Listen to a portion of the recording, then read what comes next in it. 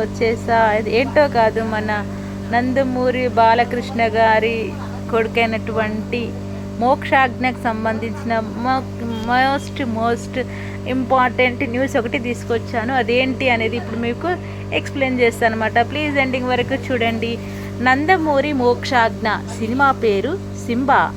నందమూరి నరసింహం తనయుడు మోక్షాజ్ఞ పరిచయం ఎప్పుడా అంటూ బాలయ్య అభిమానులు, నందమూరి అభిమానులు ఆతృతగా ఎదురు చూస్తున్నారు. వారు ఎదురు చూస్తున్న కొద్దీ మోక్షాజ్ఞ అరంగేట్రం మాత్రం రోజు రోజుకు ఆలస్యమవుతూ వస్తుంది.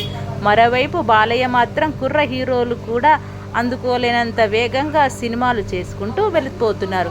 తెలుగు సినీ పరిశ్రమలో ఉన్న యువ దర్శకులంతా బాలకృష్ణతో సినిమాలు చేయడానికి కథలు వినిపించి డేట్ల కోసం ఎదురు చూస్తున్నారు. ప్రశాంత్ వర్మ సినిమాతో మోక్షాజ్ఞ పరిచయం కావాల్సి ఉంది, కానీ అనుకోని కారణాల వల్ల వాయిదా పడింది. ఈ సినిమా అయితే మినిమం గ్యారంటీ.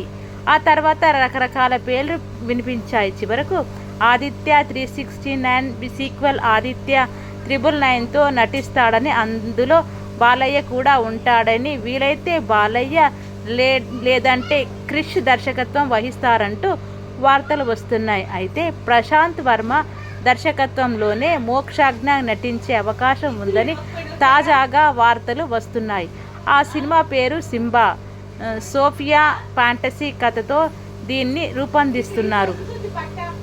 ఈ తరహా సినిమా అయితే మినిమం గ్యారంటీ ఉంటుంది.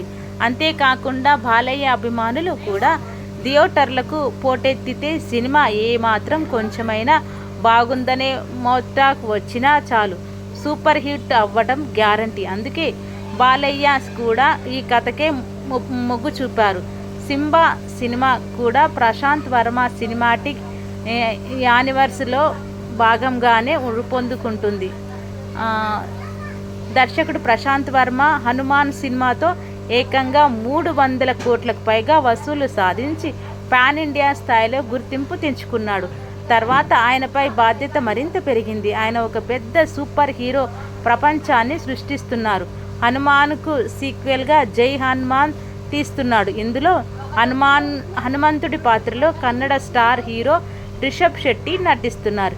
ఇటీవల విడుదలైన ఫస్ట్ లుక్ పోస్టర్కు భారీ రెస్పాన్స్ వచ్చింది. ఇది భారీ బడ్జెట్తో రూపొందుతుందన్నమాట.